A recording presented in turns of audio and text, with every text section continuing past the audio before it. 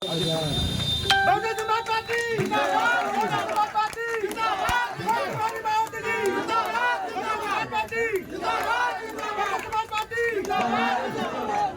कमलेश यादव जी माल्यार्पण कर माननीय मुख्य अतिथि का हार्दिक बहुजन समाज पार्टी जिंदाबाद, हमारी मायावती जी जिंदाबाद, जायसवाल जी, बाकेलाल जायसवाल जी, केसरी मौर्य जी, बहुजन समाज पार्टी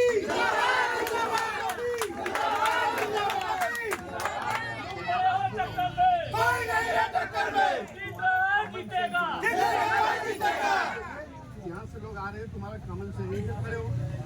श्रीमती दुर्वासा जी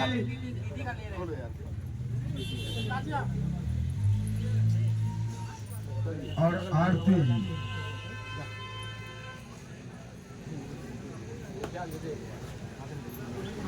हाथम दे दिया हाथम। बहुजन समाज पार्टी जिंदाबाद, हमारी मायावती जी जिंदाबाद, सिंह यादव जी संघर्ष करो, सिंह यादव जी संघर्ष करो। अब कार्यक्रम की अगली श्रृंखला में अपने अतिथि का स्वागत करने के उपरांत मैं सीधे समय को न गवाते हुए माननीय वाराणसी मंडल के कोऑर्डिनेटर अमरजीत गौतम साहब को आमंत्रित करता हूं कि आप आए और अपने मुखारबिंद से वो जज्बा करें कि पथ क्या पथ कुशलता का, जिस पथ में भी करे सोल न हो, अब माझी की धैर्य परीक्षा क्या, जब सारा हमारी मायावती जी जिंदाबाद, सिंह यादव जी संघर्ष करो, हम तुम्हारे साथ हैं, यादव जी संघर्ष करो, हम तुम्हारे साथ हैं। बहुजन समाज में जन्मे तमाम संतों, गुरुओं, महापुरुषों के चरणों का नमन करते हुए आज 73 लोकसभा सदर जौनपुर 2024 के चुनावी नुक्कड़ बैठक के मुख्य अतिथि जौनपुर के सांसद, बहुत ही सम्माननीय व्यक्तित्व आदरणीय श्याम सिंह यादव जी हमारे बीच में उपस्थित हैं। मैं चाहूंगा जोरदार ताली बजा करके स्वागत करने का काम करें। इधर हमारे कार्यक्रम का संचालन कर रहे मंडल के पूर्व कोऑर्डिनेटर, बहुत ही विद्वान साथी आदरणीय अवधेश चंद्र भारद्वाज जी, हमारे पूर्व कोऑर्डिनेटर सिरजू प्रसाद बाबा भैया, गिरिजा शंकर जी, इधर हमारे सम्मानित साथी वही विधानसभा के अध्यक्ष आनंद राव जी, विनोद कुमार जी, और ये हैदरपुर कार्यक्रम को ऑर्गेनाइज करने वाले हमारे जाबाज साथी भाई भजनलाल माली जी और उनकी पूरी टीम के साथ साथ इस मार्केट के समस्त बंधुओं का, हमारे कार्यक्रम में उपस्थित हमारे पिता तुल बुजुर्गों, नौजवान साथियों, अपनी माताओं बहनों का हृदय की गहराई से हार्दिक स्वागत करता हूं, अभिनंदन करता हूं, आभार व्यक्त करता हूं। बहुजन समाज पार्टी जिंदाबाद, जिंदाबाद, जिंदाबाद, बहुजन समाज पार्टी जिंदाबाद, जिंदाबाद। इस विषम गर्मी में भी आप लोगों ने बहुजन समाज पार्टी की नेता बहन कुमारी मायावती जी के कार्यों को मजबूत करने के लिए, अपनी जिम्मेदारी को निभाने के लिए आप यहाँ उपस्थित हैं। और आप सब लोगों को मालूम है, अरे भाई बताइए, भेज दिया हूँ ये कार्यक्रम में है।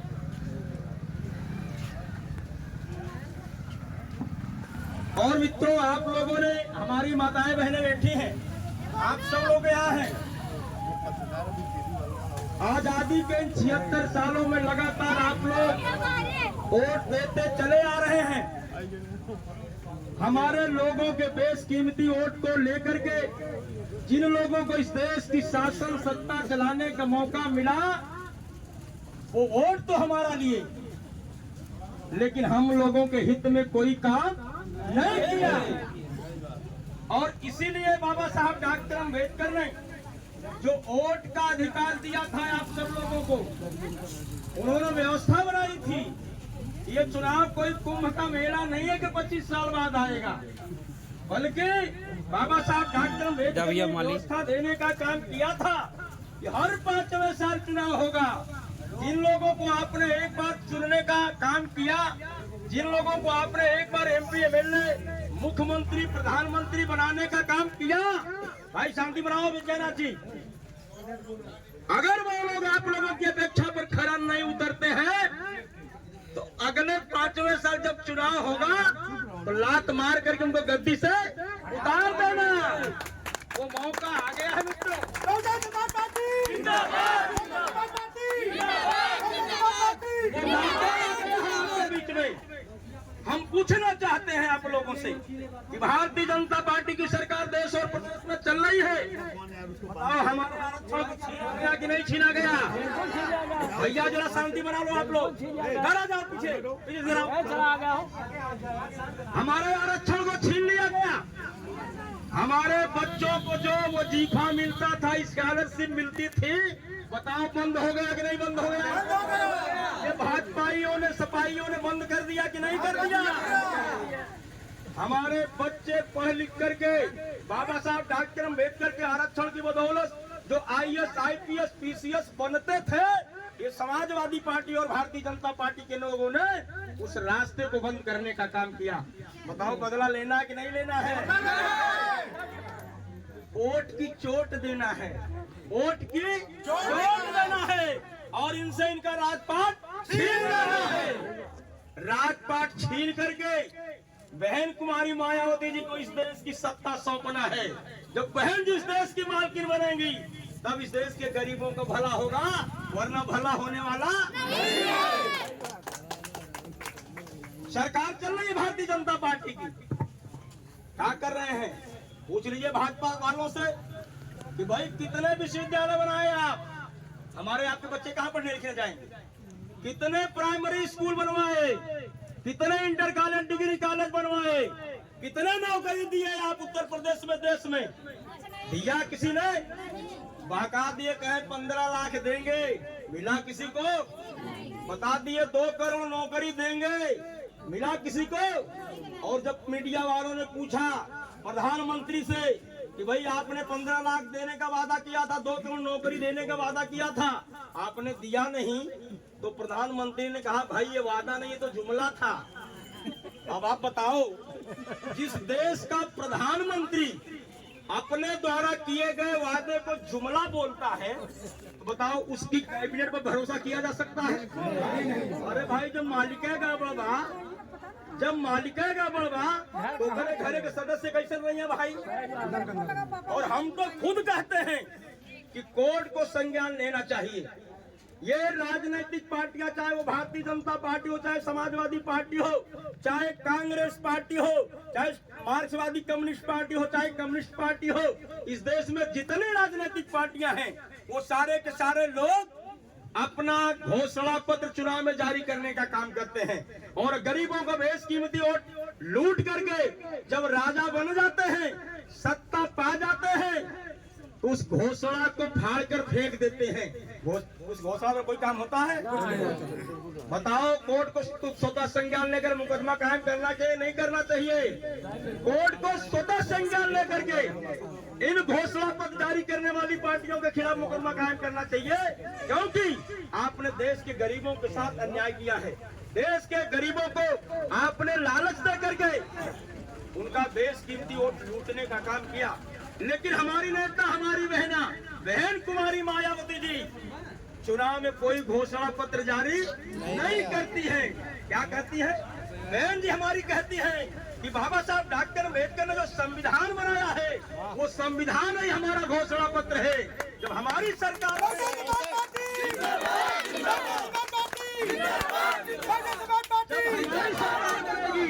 तो हम बाबा साहब डॉक्टर अम्बेडकर के संविधान को लागू कर देंगे और इस देश के गरीबों का भला हो जाएगा। क्योंकि डॉक्टर अम्बेडकर ने लिखा कि समता, स्वतंत्रता, बंधुत्व, न्याय, समाजवाद, धर्मनिरपेक्षता के आधार पर आधारित भारतीय लोकतंत्र की संरचना जो डॉक्टर अम्बेडकर ने किया, इसकी बहाली के लिए बहुजन समाज पार्टी संघर्ष कर रही। मित्रों, इस देश में भारतीय जनता पार्टी की सरकार में सरेआम संसद के सामने संविधान की प्रतियां जलाई गई, लेकिन उनके ऊपर कोई कार्रवाई नहीं हुई। भारतीय जनता पार्टी संविधान को खत्म करना चाहती है, क्योंकि इसी संविधान के माध्यम से आपके बच्चों को पढ़ने लिखने का मौका मिलता है। इसी संविधान की बदौलत आपके बच्चों को नौकरी मिलती है। इसी संविधान की बदौलत इस देश के लोगों को समानता का अधिकार मिलता है। इस संविधान की बदौलत आप सब लोगों को बोलने की आजादी मिलती है। भारतीय जनता पार्टी को मंजूर नहीं है। भारतीय जनता पार्टी चाहती है कि आज के 30 साल पहले जो गुलामी हमारे लोग झेल रहे थे, उसी गुलामी के दलदल में फिर से झोंकना चाहती है। लेकिन बताओ, बदला लेंगे कि नहीं लेंगे? हम लोग आज पूरे देश में हाहाकार रहता है। मित्रों, चोरी, डकैती, छिनैती, हत्या, लूटपाट, बलात्कार बड़े पैमाने पर व्याप्त है। भारतीय जनता पार्टी इंडिया और एनडीए दोनों गठबंधन बनाए ना, इंडिया और एनडीए दोनों के खिलाफ जबरदस्त देश में बगावत चल रही है।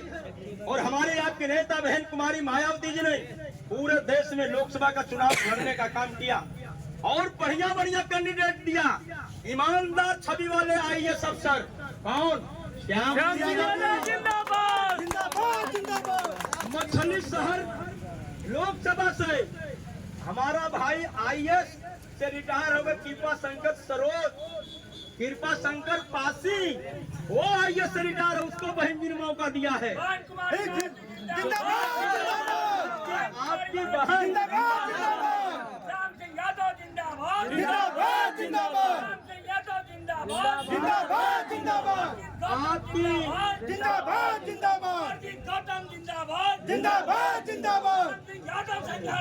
हम आपके साथ हैं, हम आपके साथ हैं।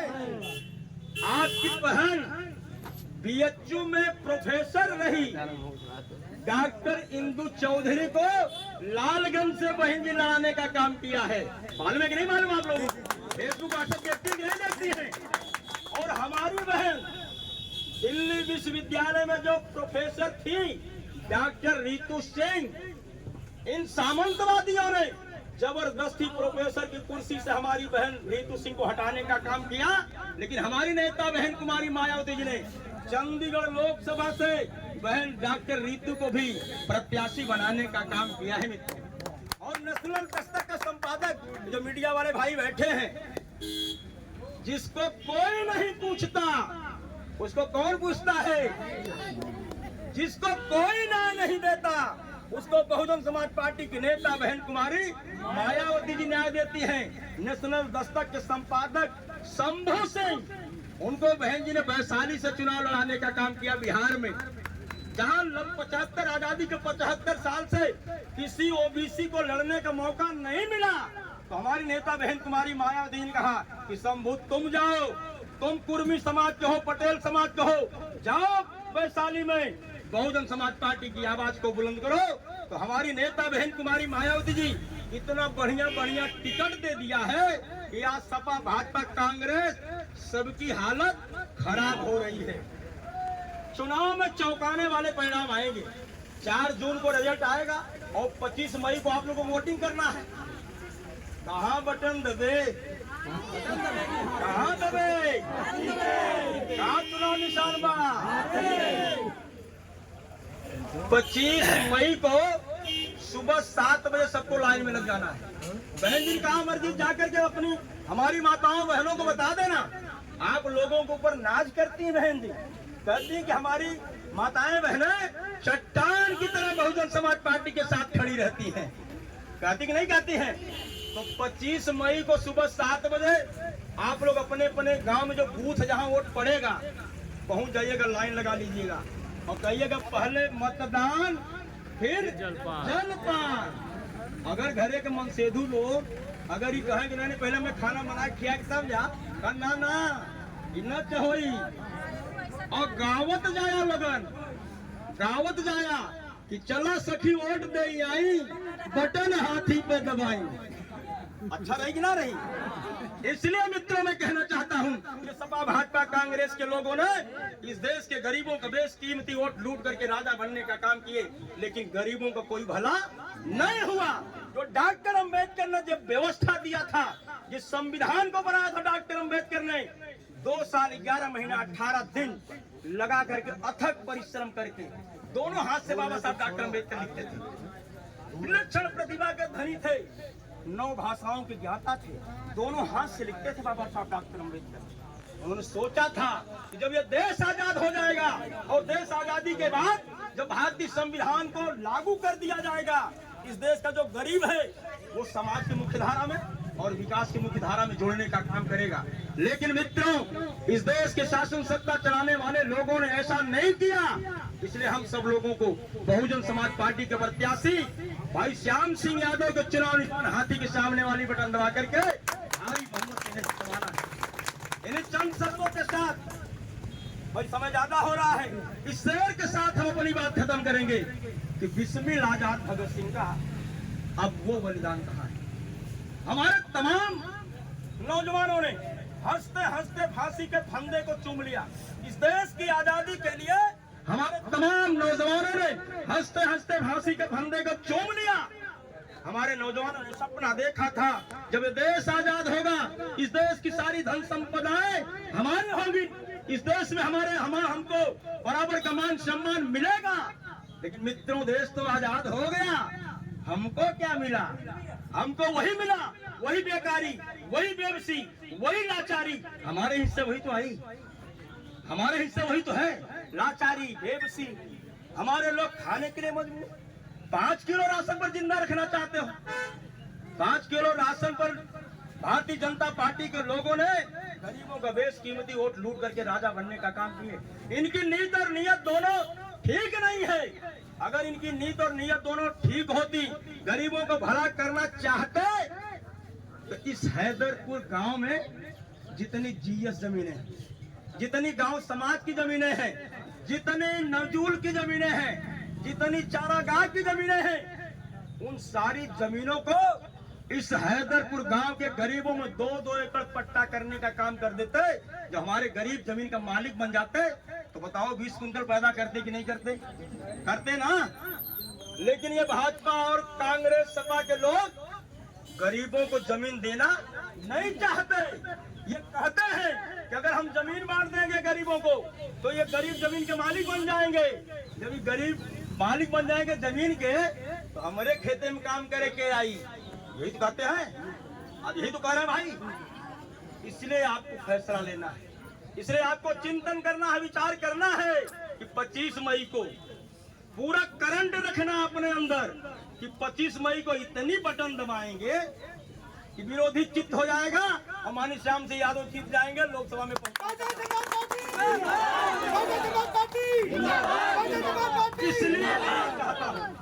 इसलिए कहना चाहता हूं कि बिस्मिल आजाद भगत सिंह का अब वो बलिदान कहाँ है। मानवर कांसी राम जी जैसा अब इंसान कहाँ है। और अब भ्रष्ट हो गए, बेईमान हो गए ये भाजपा, ये कांग्रेस, ये पर बाबा साहब के सपनों का अब भारत देश कहाँ है? पर बाबा साहब के सपनों का अब भारत देश कहाँ है? इन चंद शब्दों के साथ बहुत बहुत आभार व्यक्त करते हुए, धन्यवाद करते हुए अपनी वाणी को विराम देता हूँ। भाई डॉक्टर रामनाथ जी। डॉक्टर रामनाथ जी अभी आए हैं, आपका भी हार्दिक स्वागत, अभिनंदन वंदन करते हैं। हमारे कोऑर्डिनेटर साहब ने बड़ी बखूबी से संविधान को बचाने और बाबा साहब मानवर साहब के विचारों को रखा। आज बड़ा अच्छा लगा, कोऑर्डिनेटर साहब ने एक गीत भी गाई कि चला सखी वोट दई आई, बटन हाथी के दबाई। बारे कोऑर्डिनेटर साहब, आपने बहुत बताया। बस मैं कार्यक्रम की अगली श्रृंखला में 2-3 प्रश्न आपसे करके आगे बढ़ाता हूँ। 15 लाख आपने पाया क्या? दाल के दाम घटे क्या? तेल के दाम घटे क्या? डीजल का दाम घटा क्या? पेट्रोल का दाम घटा क्या? नोटबंदी से काला धन आया क्या? आया? गैस सिलेंडर का दाम दुगना हुआ कि नहीं? आप बताइए, इतना बड़ा झूठा। हाँ, और इतनी बड़ी झूठ आपके साथ ठगबाजी हुई है। आपको लालच दिखा करके ठग किया गया है। आप बताओ, इसका बदला लोगे कि नहीं लोगे? लेना है। लेना है? लेना है तो हाथ उठाओ मेरे साथ और संकल्प बना लो कि आने वाली 25 तारीख को इतनी हम बटन दबाएंगे हाथी के सामने वाली बटन को कि सांसद श्याम सिंह को पुनः दिल्ली पहुंचाएंगे। बहुजन समाज पार्टी जिंदाबाद, बहुजन समाज पार्टी जिंदाबाद, बहुजन समाज पार्टी जिंदाबाद। अब हमारे आपके बीच में